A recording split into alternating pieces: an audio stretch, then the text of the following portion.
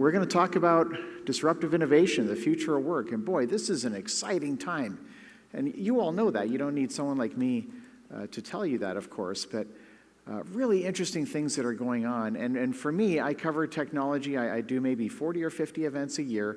And they're all over the place. And they always intersect with different industries or different parts of the world. Or some are governments, the majority is corporate. So the thing I love most about what I do is I get this exposure to all of this different, these different circumstances. And one of the things I like most about this audience is because from what I understand, there's a whole bunch of different businesses represented here. And I love that because we can talk broadly about the trends that are happening, knowing that every one of you are likely going to have different ideas of how you can implement that in your own industry and in your own business. So in any case, as I mentioned, I do cover technology. That's kind of my primary focus. And of course, that's an exploding field. So I'm not going to bore you today, I promise, with a whole bunch of charts. But I do want to show you a couple, and I'm going to start with this one here. And what we're talking about is the cost of storing 1 terabyte of data. Okay, and I know this is simple stuff, but I want you to just to see the scale of what I'm referring to. We've heard these sorts of analogies a million times, but it's really fascinating. So in 2020, the cost of storing 1 terabyte of data was approximately $17,000. So does anyone want to hazard a guess of what we're expected to pay for the same thing in 2 years? Just yell it out, or 1 year. What was that? 300. Anyone else? 3. Who said that? That is the right answer. That is the right answer. $3. And this is, I mean, seriously, like, again, I know you've heard it before, but this is unbelievable. Like, what's happening here is unbelievable. And it truly is part of, and by the way, it's not just data storage. It's data bandwidth, data processing, and data storage. All three. Those are the 3 pillars of technology, right? Is data processing, data storage, data bandwidth. That's the spine of the technology industry, right? And all 3 of them are going through this exponential curve where they're, and everyone, see, when people look at these exponential curves, they always think about how it goes up and to the right, which it does, of course. But the inverse of that is that the cost of any one technology goes down to the floor, right? It's like it approaches free. I mean, it doesn't quite get there, but it's pretty darn close. And so when you think, I mean, this exponential, we'll talk about it in a second, but, we're human beings. We are hardwired to think in linear terms. So you have to really coach yourself. I do it myself. I am always like, no, what if it was 10 times as powerful as it is, or better yet, think about the most advanced technology that you're implementing in your business today. What if that technology was 1/10 the cost of what you're paying for it? How many of your competitors would be doing the same thing if it was 1/10 what you're paying? So then that's how you think exponentially, right? But this collapse in the cost structure of data is driving the whole thing. And you get like the Internet of Things, right? Some people call that, machine to machine. There's estimates now we're going to have over 50 billion devices connected through the Internet by 2020. It's incredible because once 5G rolls out, 5G is coming, the mobile, 4G is what we all have now on our phones. So 5G, it's going to allow a little plastic sensor to get power from a Wi-Fi network. So it doesn't even need a cord to be connected to anything. You just stick it on the wall wherever you want. It's got enough power to measure whatever it's measuring and send the signal to some sort of a unit that can pick it up. So imagine it, and these sensors could be a quarter, 25 cents each, or even less. So you can imagine the explosion of sensors we're going to have just in the next 5 to 10 years. Like the IoT, we're just getting started, right? And so one of the early winners of the kind of big data revolution with all this new data being collected was predictive maintenance. So you could actually, for example, you could put sensors for, say, heat and vibration on a machine. And with those 2 sensors, you can anticipate when that machine's going to go down and fix it ahead of schedule, right? Rather than waiting for the line to come to a stop unexpectedly, and all of a sudden you got to shut everything down to try and fix the machine. So that was one of the early applications, right? And every innovation, there's always going to be early winners. We'll talk about some others, like in artificial intelligence. But with the predictive maintenance, we've seen huge applications, of course, in manufacturing and in mining. In fact, the mining stuff, guys, is so cool. So they put sensors on the drill bits themselves. So while they're drilling, in real time, they're mapping their because they sense the heat and the pressure and everything. So they're dynamically mapping, geological mapping underneath the ground while they're drilling, and they can change directions to optimize the drill. Unbelievable. Unbelievable. It's happening today. And so, of course, we've seen applications in oil and gas. One of the most interesting areas to follow is what they call facilities management. So just a room like this is an unbelievable facility. So the thing probably has 200 sensors, measuring different things in different parts of the room. One of the best examples of that today is the complex going up in New York called Hudson Yards.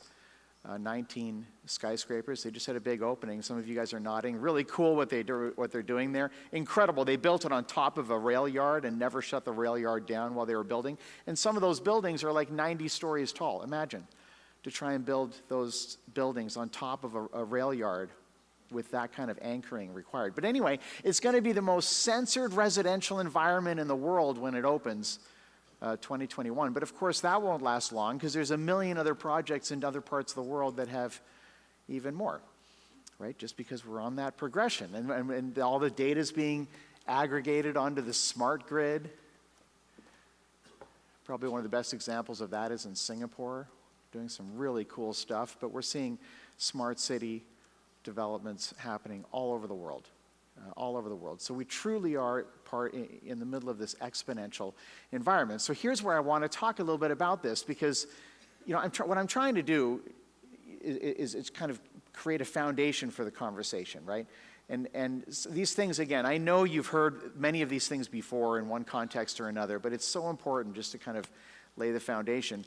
And exponential thinking is something that is really, there's a lot of books being written about this right now, actually. It's not easy to do. It seems not possible. The numbers get too big too fast once you project out far enough. Like, you're okay for 4, 5, 6 iterations, but once you get past that, the numbers are going up so high, it's like, this can't possibly be true. And meanwhile, it actually is happening that way, right? So one of the best examples of exponential progress, in the recent time, and again, I know you've heard the story, but it's the Human Genome Project, right? And so check this out, it's fascinating. The Human Genome Project started in 1990. That's when they started the project. And 7 years later, they had only completed 1%. And so all the pundits come out, on the evening news, and they're like, my gosh, we're going to need 700 more years. It takes 7 years to do 1%. Like, you just do the math. It's going to take a long time. But of course, that's not what happened. And there's some people who really do think, in an exponential way. Probably the best example is Ray Kurzweil. Probably a few of you follow Ray Kurzweil. Works for Google today. Really interesting guy. Anyway, he said, so check this out. He said, if we're at 1%, we're almost done. How is that possible? He said, if we're at 1%, we're halfway there. Because if it's scaling, so if it's scaling at 100% per year, right, which means it's going twice as much every year, the speed is doubling, okay? How many years does it take to get from 1% to 100? It's only 6.5. The first year it goes 1 to 2, the second year to 4, 8, 16, 32, that's 5 years. 64 is the 6th year. 7th year, you're over the top. How's that possible? Like, how's that possible? Right now, solar energy is accounting for about 1% of total energy production. Now, it's not scaling at 100% per year, to be clear, but it's incredible what these things can actually happen. And that's exactly how it played out. They actually finished it. And this is actually a little bit ahead of schedule, which means it was scaling at a little bit more than 100% per year. Right? But that's how fast these things can happen. If we're at 1%, we're almost done. If we're at 1%, we're almost done. That's crazy, but it's happening. And the reason this whole disruptive innovation conversation is becoming so prevalent everywhere, you can't turn around without someone talking about disruptive innovation, is because technology evolves along an exponential curve, and all these businesses are getting caught off guard. Right? Because it goes from nothing, like you can't even see the business, and all of a sudden it's taking over your entire industry in what seems like the blink of an eye. So we're seeing this all over the place. These are propagation curves of various technologies over the last 100 years. And you can see that it's kind of going from 0 to, let's say, 80%. 80% is generally accepted as being full adoption. But the lines are getting steeper and steeper. So these new technologies are going from 0 to 80 in record time, and that's affecting business. This is a crazy study that came out of Washington University, and this is like scary even. 40% of S&P 500 companies will no longer exist by 2026. Wow, that's incredible, right? Is that possible? Could that happen? And what happens is, like all these, okay, this is all I do. I get like 90% of my income is speaking fees, so I'm always going to different conferences. And it doesn't matter where you are, any industry, different parts of the world, generally two things are always the same. Number one, everyone says they're behind. In every industry, they're like, oh, we're really behind. And it's not, everyone's behind, because guess what? Things are going really, really quick. Like I do this full time and I'm behind. So everyone's behind. Number two, right? I mean, you can't keep up, right? Number two, the executives are terrified. I mean, if you really peel back the layers of the onion, people are really nervous because of this, right? And so they take a defensive posture, right? They're like, who's going to eat our lunch? That's what they're worried about. They're worried that someone's going to come along and take their revenue stream away. And my feeling is that that is exactly the wrong, it's like literally the opposite approach of what I think. Because if 40% of the businesses are gone, like who's going to take their place? It's not like the economy is going to disappear. The economy is going to stay there, right? So if these big companies fail, someone's going to come in and fill that void with a better solution, right? So I think you should be saying, who else's lunch can we eat? Like, and I know that's a cheesy metaphor, okay, but it's true, right? Like, why can't we just look for new revenue opportunities if we know that like everyone's on shaky ground? Why can't we just expect that and stay on offense and try and figure out how we can capture some of that business and bring it into our own companies, right? And that's really the majority of my work is doing stuff like that, doing strategy sessions to help people look for that. So what I invite you to do, it's a short session that I have, but I invite you just to kind of take a step back and forget about maybe the specific business that you run or that you contribute to or the role you have. Everyone's got milestones and deadlines. I'm sure you all are very busy, but just for 40 minutes or so, 30 minutes, just let me tell you about some of the, because I study this stuff all the time and I'm a total nerd and I'm a geek and I love this stuff. So let me tell you about some of the things that I'm finding out about and some of the trends that are really accelerating. And I'd like to start with a quick story. Just out of curiosity, does anyone here recognize either of these two people? Wow, okay, just a couple of you. Okay, so we'll start with the guy on the left. His name is Brian Acton. And in 2009, Brian Acton was looking for work in the Bay Area. And he applied to work at both Twitter and Facebook, and they both turned him down. So, and if you've been following, I've been following this guy for a long time, and he's actually a really nice guy. He's a gracious guy. So anyway, at the time, he wrote a tweet about it. Here's the tweet. It said, Facebook turned me down. It's a great opportunity to connect with some fantastic people. Looking forward to life's next adventure. And what might that be?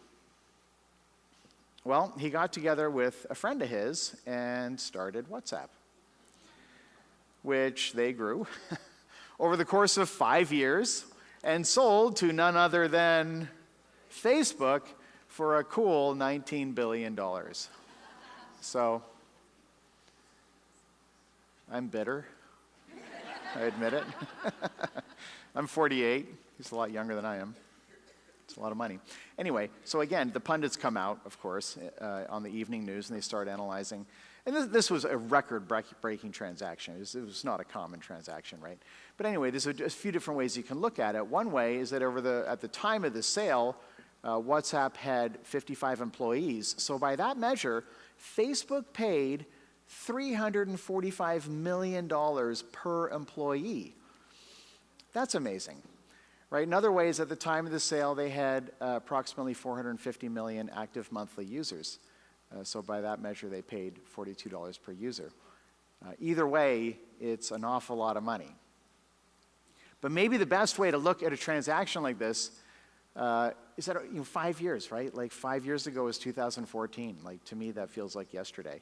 Like it's incredible. This is not a long time. over the course of 5 years, 55 employees managed to engage over 450 million active monthly users in 5 years. How many people are here? Like 250 or something? Like 55 employees, just like a group that big, builds something that touches the lives of 500 million people, right? And that speaks to the leverage that's in the system. So anytime you see a speaker in any conference, whatever, he or she always has like a couple of key messages that they're hoping you're going to walk away with. And spoiler alert, this is one of mine, okay?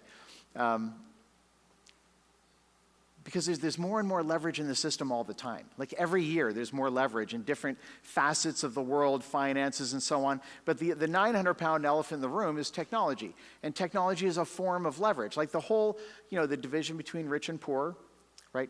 Number one, that's true, right? It's widening like really quickly right now, which is to some extent a mathematical imperative. But it's also a function of this leverage. Right? So in other words, some people are on the right side of the leverage equation. So they're leveraging technology, right? And for the most part, they're doing really well. But there's a whole bunch of people and a lot of businesses that are they're on the wrong side of the leverage equation. So they're being leveraged by technology that someone else is controlling. And for them, it's harder and harder every year to get the same results they had last year. Right?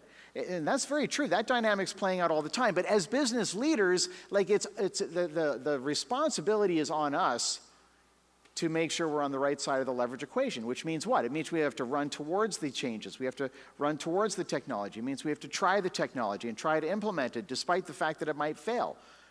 Right? Innovation can be summarized in one concept, budgeting failure.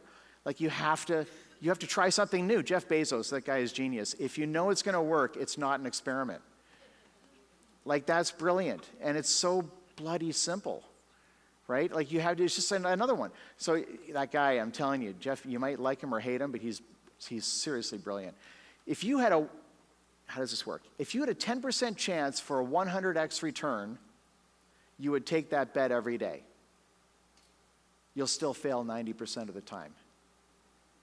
That's insanity. Seriously, think about it. It's a mathematical imperative. It's a mathematical no-brainer.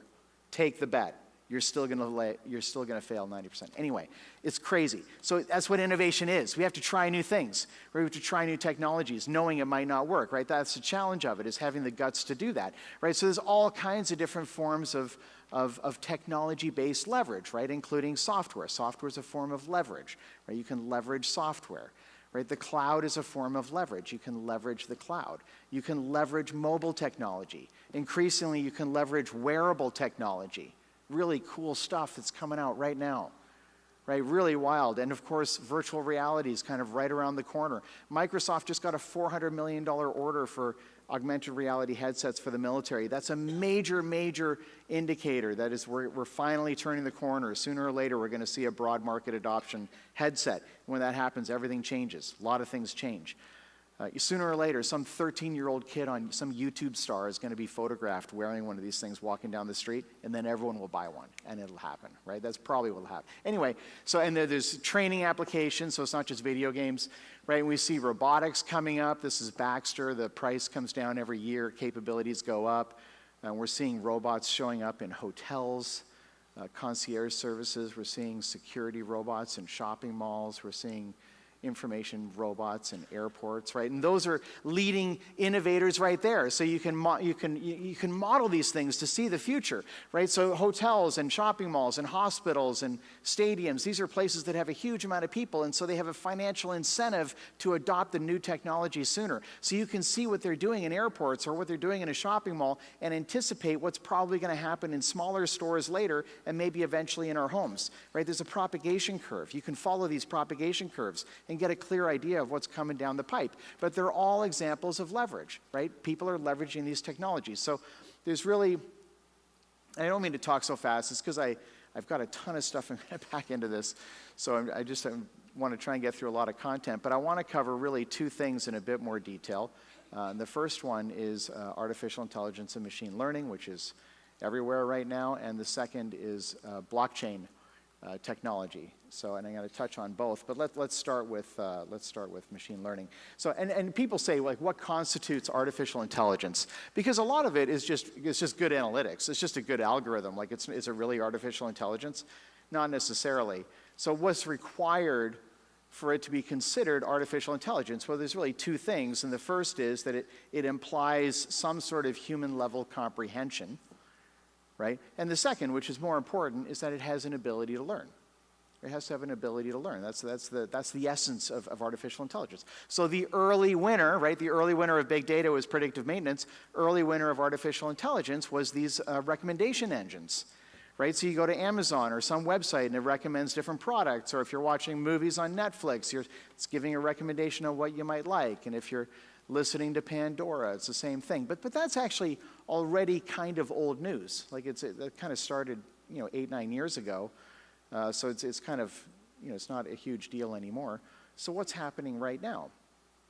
Well, there's another one that's propagating right now, which is, did I just skip over a slide? Yeah, right here. Natural language processing. So this is, so it is, I'll go ahead here. So it is the Siri on Apple, right? And then, of course, the Google phone has this as well. And then you've got Amazon Alexa and Google introduced their Google Home as well. Just out of curiosity, how many of you, and don't put your hands up for me, but for everyone else to see, how many of you have either Amazon Alexa or Google Home in your homes right now? Take a look around. Holy smoke. Yeah, it's probably 30%, maybe 25, 30%. Right, and you wait, like in 2-3 years, it's just going to become ubiquitous. In fact, I was in a hotel the other day, and they had an Alexa in the hotel room. It was a Hilton. And I could say, like, close the curtains, and it closed the curtains. It was wild. But anyway, where is the application of this technology? Where's the financial incentive? Well, it's turning the corner right now. Like, it's hard for natural language processing is referred to quite often as NLP.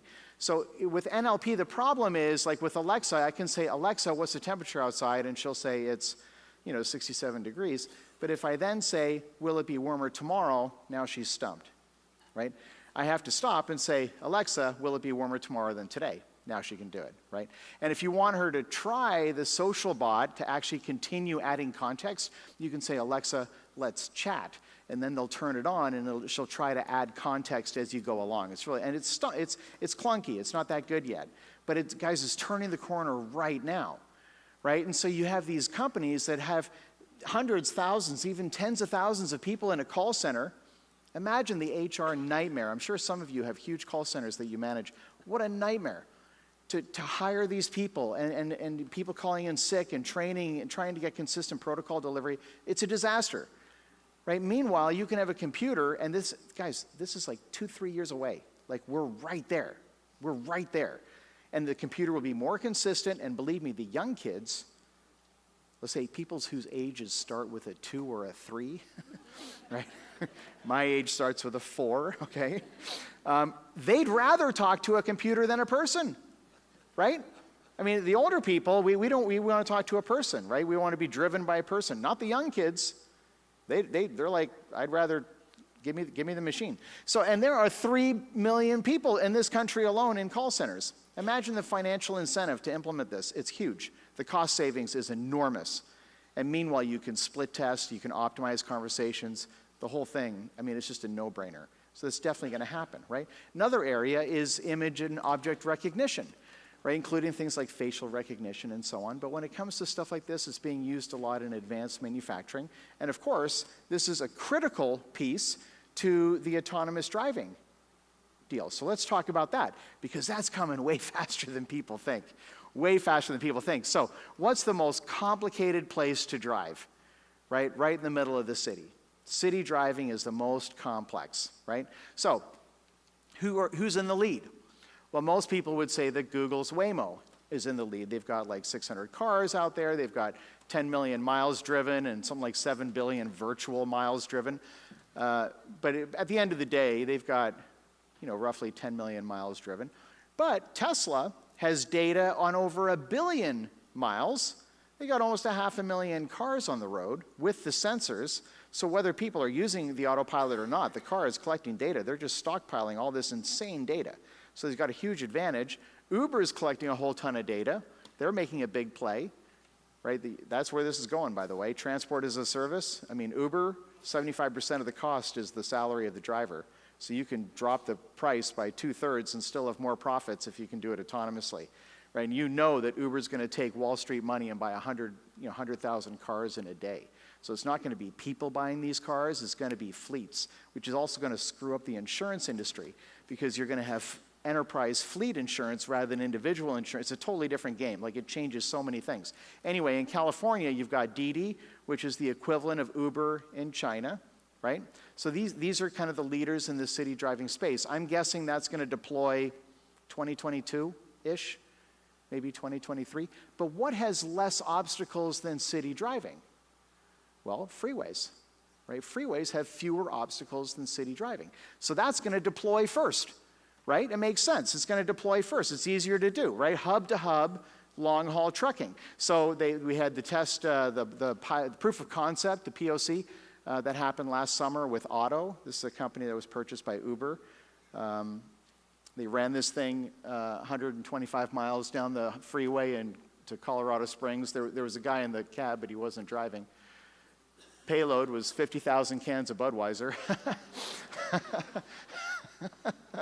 It got there on time. So funny. Anyway, so I mean, Mercedes is coming out with their autonomous truck, right? And the bottom line is, if you don't need a driver, you don't need a cab. So here's the Volvo version. This is unbelievable, right? So this is the kind of stuff that's happening, right? And I would bet that some state in this union, I don't know which one, but some state will legalize long-haul, hub-to-hub, long-haul trucking in their state, maybe by the end of this year. Like, we're very close. If not this year, certainly next year. In some state, maybe Texas, who knows? I have no idea. But what has fewer obstacles than freeway driving? Agricultural land, right? This is happening today.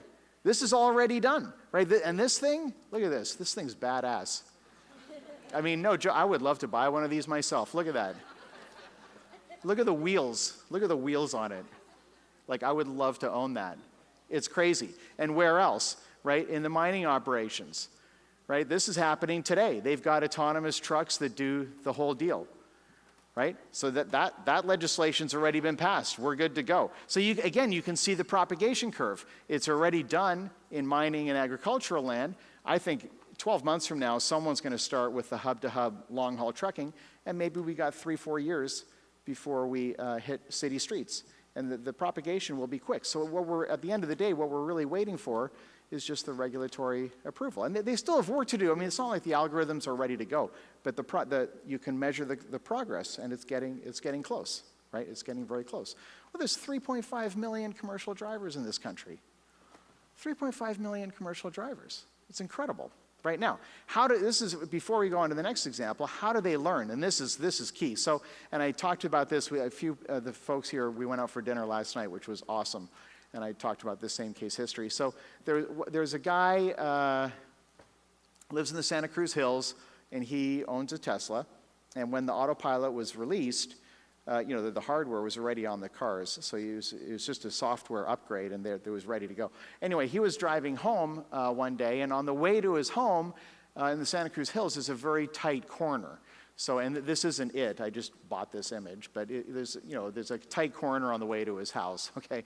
Anyway, and that first day he drove towards that corner and took his hands off the wheel and was like, "All right, let's see what you got." That takes balls. I'm not sure I would have done it.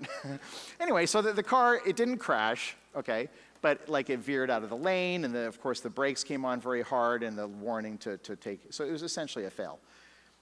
But then the next day, he did it again, and then he did it again, and again, and again. And in 2 weeks, the car knew how to take the corner. But it wasn't just his car that knew how to take the corner. It was every Tesla.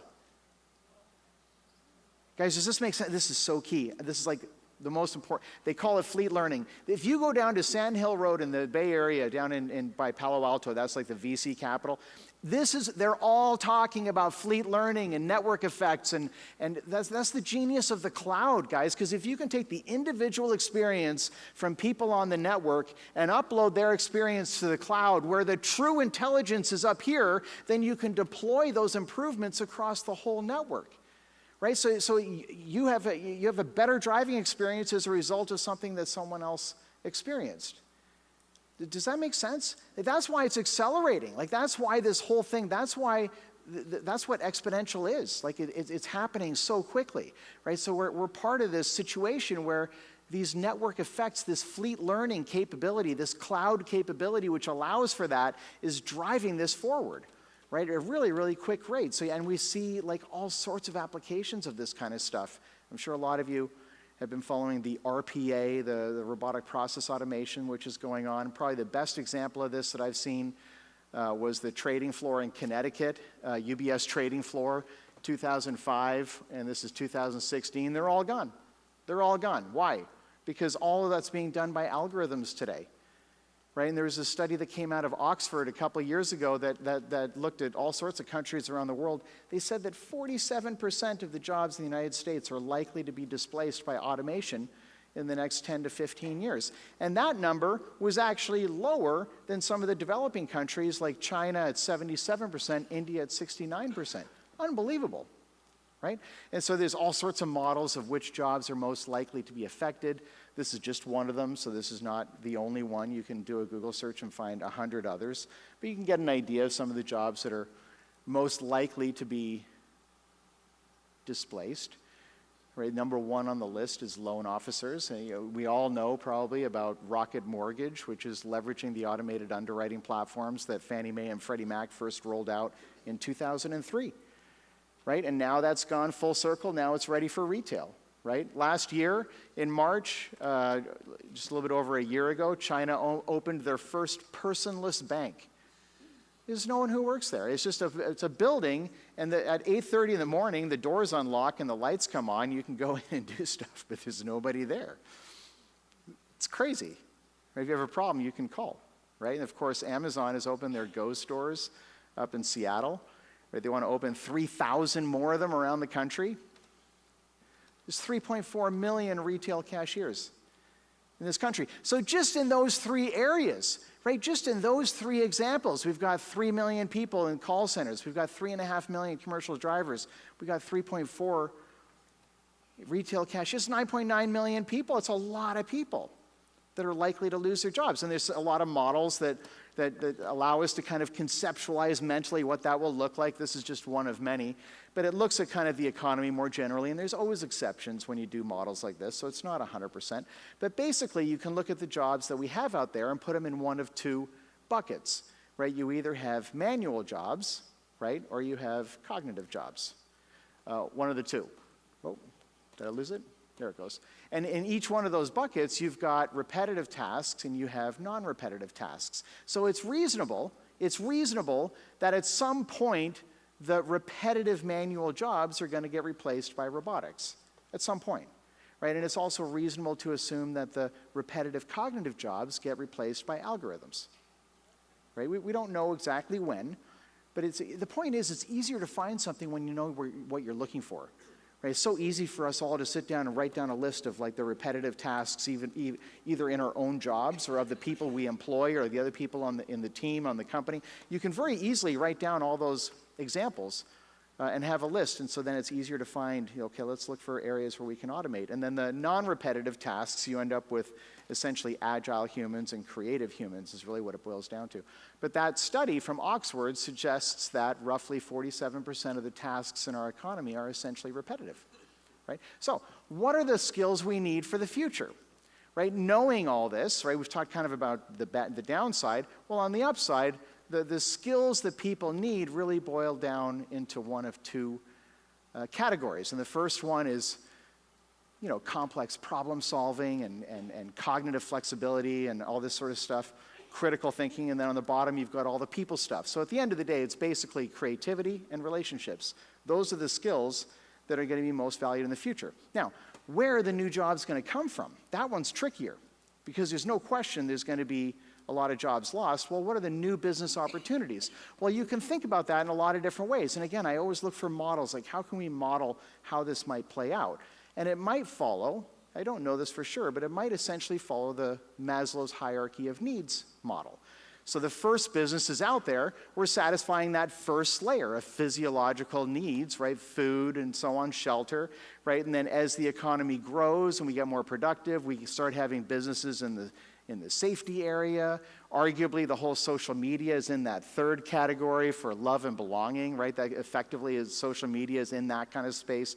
And now, in the higher echelons, we have things like business coaches or life coaches and massage therapists and healers and all these. These are all, and that never existed, 30 years ago, or at least was very, very rare.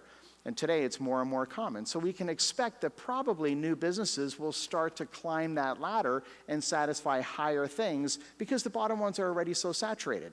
Now there might be some disruption opportunities down there where you can take a process and replace it with an entirely better process.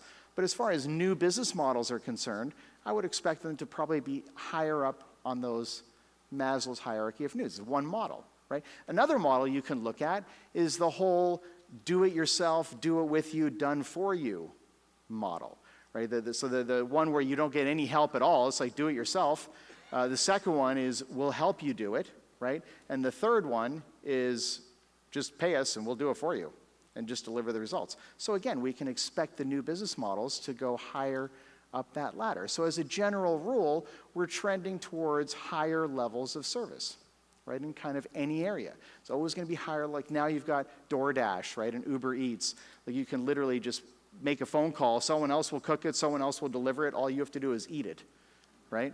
Like it's a higher and higher level of service. So we're seeing going in that direction. So let's get back on track. So I want to also refer briefly to blockchain. And again, I know I'm packing in a lot, but this doesn't need to be that complicated, and that's why I wanted to include it, because I think a lot of people make it more complicated than it needs to be. So for anyone who doesn't know, blockchain is the technology behind Bitcoin. I'm not going to talk about Bitcoin today, although it's going up in value. Just right now, it's up 100% so far this year. But let's talk structurally about blockchain. So in the simplest analysis, imagine an Excel spreadsheet with a whole bunch of transactions listed on it. But instead of that spreadsheet being on one server, one computer, it's actually on hundreds or thousands of different computers simultaneously, and all those computers, they're called nodes, they have to agree through a consensus mechanism that they all have the latest, most up-to-date version, right? So that consensus process makes it really difficult to hack, because you can't just hack one computer and get away with it. It would immediately show that that's been tampered with. So you would have to hack 51% of all the nodes at exactly the same time, in exactly the same way, with exactly the same result in order for it to work, right? It makes it very, very difficult to do, right? And by the way, no one has ever hacked the Bitcoin blockchain. They've hacked into exchanges and wallets, but no one's ever hacked, and everybody's tried. Believe me, it's a lot of money. Everyone's tried, and they have not. And it's because of this consensus, this diversified consensus mechanism. But it gets even better than that. And here's the essence of blockchain. Because every time you add a new block, every time you add a new block to the chain of previous blocks, right, of the latest transactions, the newest block has a summary of the previous block inside of it, which means that every time something is put on a blockchain, you can never take it off, you can never change it, because if you did, you would have to hack every subsequent block in 51% of the nodes at the same time, same way, all success. It's never been done, right? So essentially, it's a distributed ledger, nothing more than that. But it's a software architecture which makes it essentially tamper-resistant. So effectively, blockchain automates trust. It doesn't require a person. It's just the way it's organized, it automates trust, right? So where are the applications for that? Well, again, the early winner, right? The early winner in the blockchain space was in supply chain management. So there was a proof of concept early last year, that involved 88 bales of cotton. Which were produced in Texas, and they shipped it all the way to China, and all the details of that order were included in what's called a smart contract, which was uploaded to a private Ethereum blockchain, right? And once the goods actually arrived in China and the barcodes were scanned, that automatically transferred ownership and released payment. All happened automatically. So if you want to understand what a smart contract is, it's basically just a contract that has if-then statements built into it.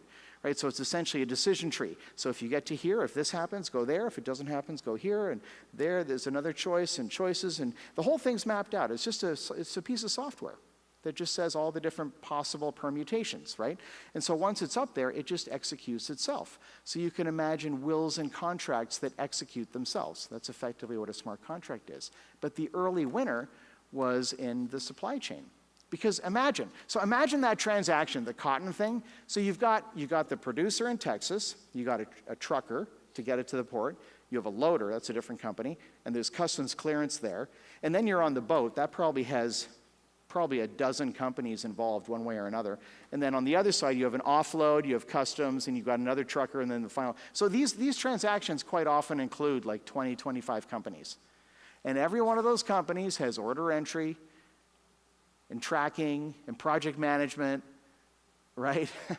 And afterwards, you got audit and compliance. Those are salaries. Those are all salaries, right? And every single one of those 20 companies has those salaries. And so it's all baked into the pricing a million times over, and it all gets translated into the final cost of shipping, right? So there's a huge incentive to put this thing on a blockchain because you can eliminate all of that and still have trust. You can do business with someone you don't trust and be safe, right?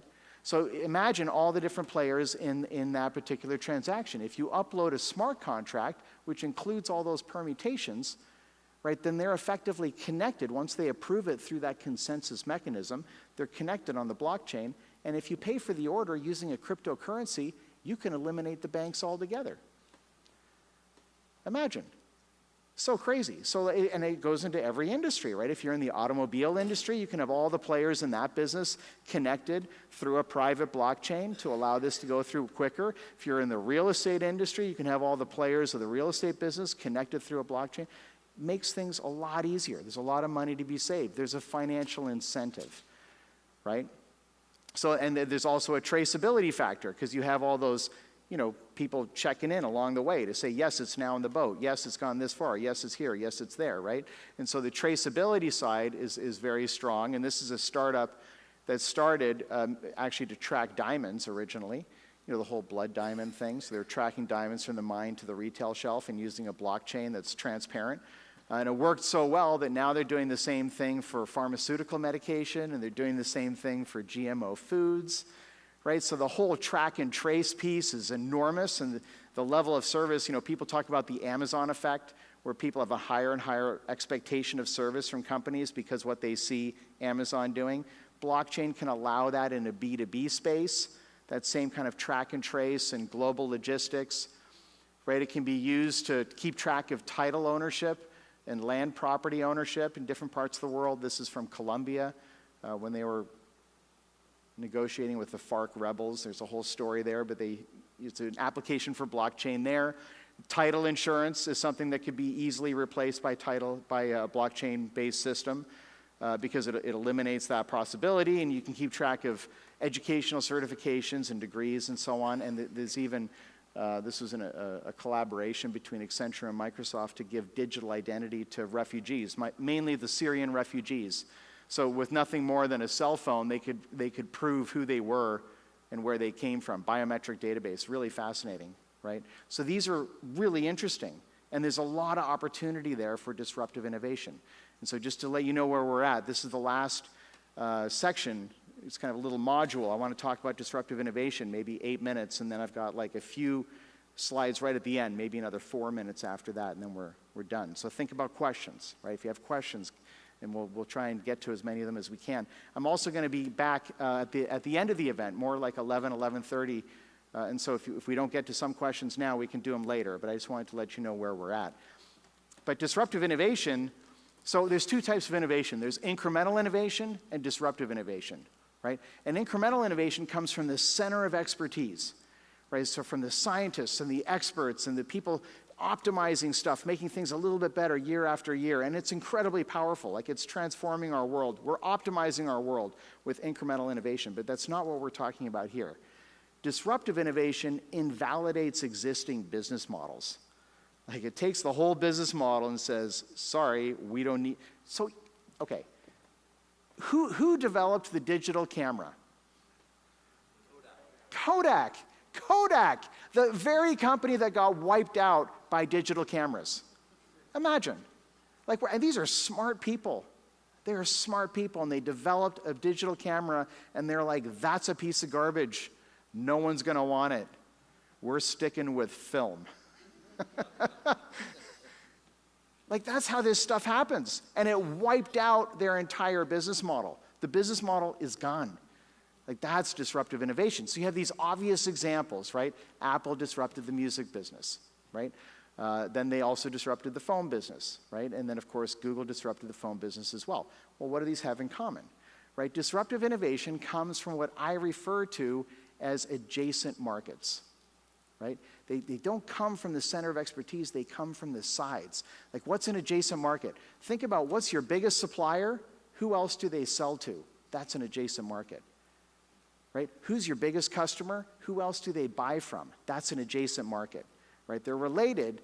They're not the same, but they have overlaps, right? So you have these different industries that kind of function autonomously. They're their own industry, but they overlap in places. The disruptive innovation comes from those overlaps, right? Which is the side from any one perspective within any one industry, right? So that's why people get caught off guard. So, and you get a ton of examples, like Facebook. This is mostly in technology, but Facebook disrupted the SMS business. Right? It's an adjacent market. Of course, that's what WhatsApp did. That's what Snapchat is doing, right? LinkedIn totally disrupted the recruiting business. Different business. It was an adjacent market, right? Now Amazon disrupted the book business. That's an adjacent market for them, right? Uber Eats, like we talked about before. Can you imagine food delivery from Uber? Like, it's so crazy. That's an adjacent market. Now Amazon's doing grocery, right? We've got Tesla and Google getting into the car business. Right? Those are adjacent markets. Right now, Facebook's trying to get into the ISP business with these guys. These planes, they're solar-powered planes. They fly at 70,000 feet. They can be up there for months at a time, circling. They're solar-powered. They just keep going, delivering internet to the people below. And Google's in a race to try and do the same thing using their balloons. Unbelievable. Right? So these are adjacent markets. Disruptive innovation comes from the edges. Right, so a classic example, like the fringe, right? What's the crazy, this is the part of the industry that no one takes seriously. So what's the cutting edge? What's the cutting edge of nutritional supplements? Where's the bleeding edge of nutritional supplements? It's in horse racing. That's where they test the latest supplements. And it makes sense, right? It's less regulated. You got $1 million on a horse. He's not quite good enough to win. You'll try anything to see if it'll work, right? That's where they tested creatine. I take creatine. Some of you probably take creatine. That came from horse racing first, right? That's where they tested D3. That's where they tested the impact of zinc loading on testosterone. All of that started in horse racing. And then when it gained traction there, it comes into the mainstream, right? What's the bleeding edge of online marketing?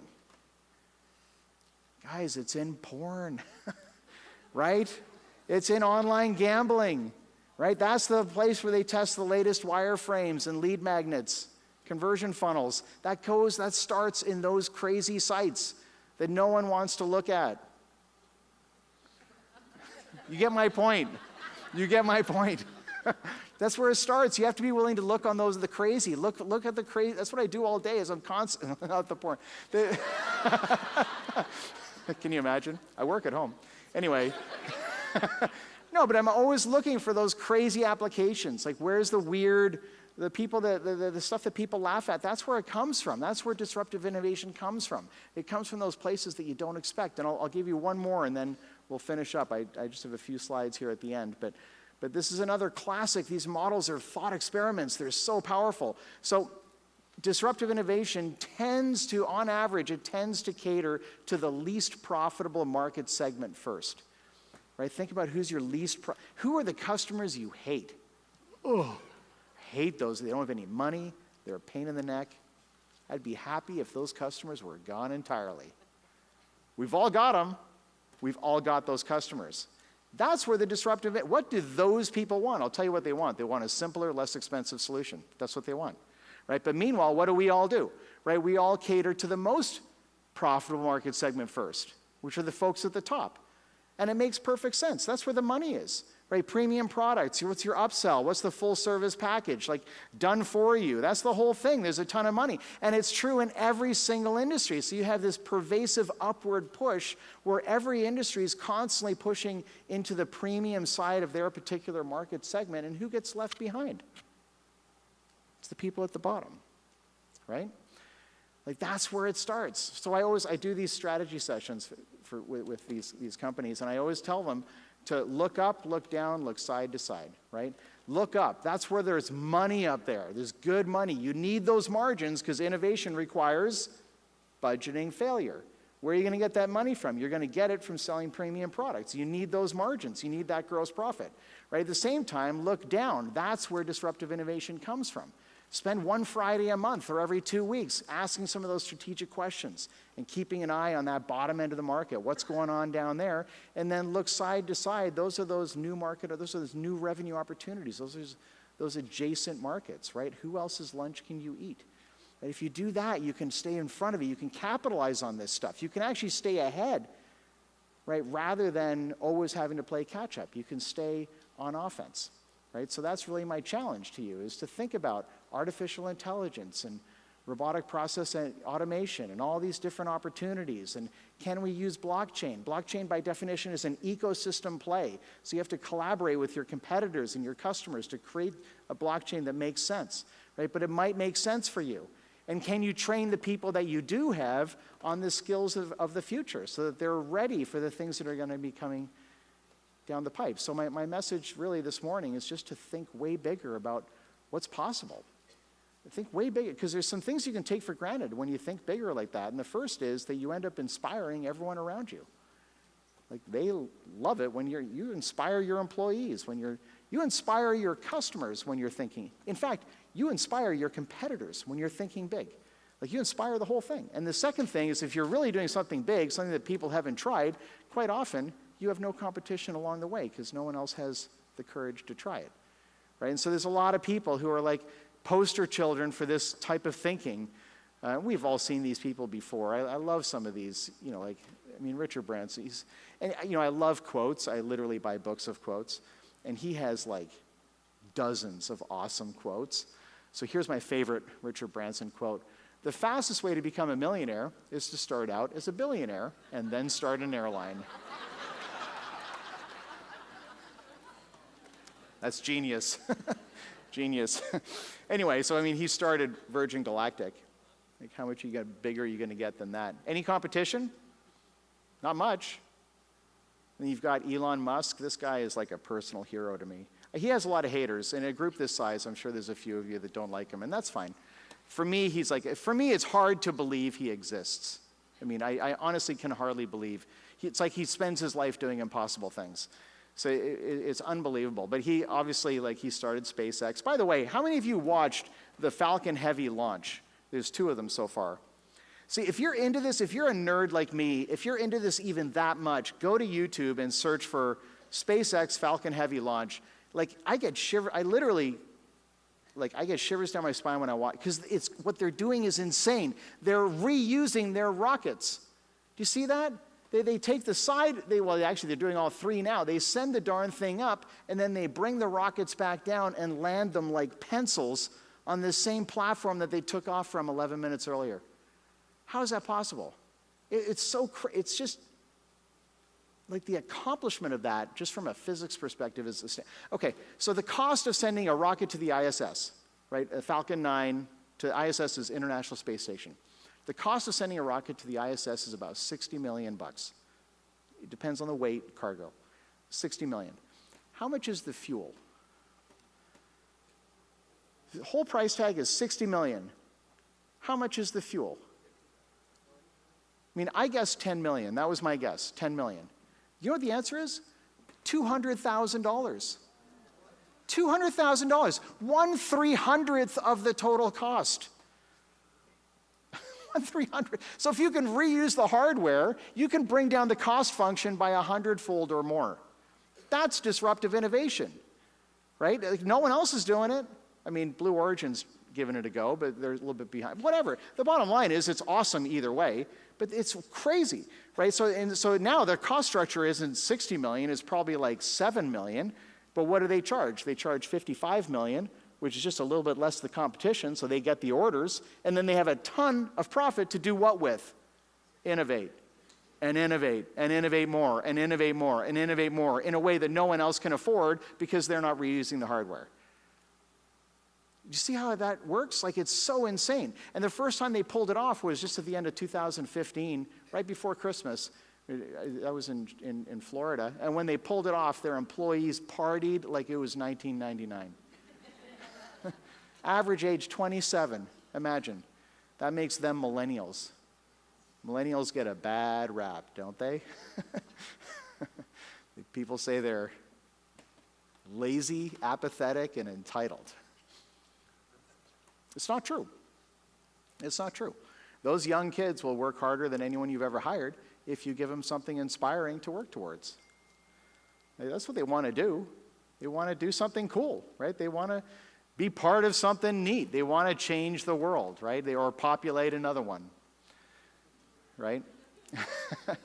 I mean, that's, these stories, we've heard these stories a million times before. What do they all have in common? These people thought bigger. They were like, yes, I will do the big thing. I will do the thing that no one else has done before.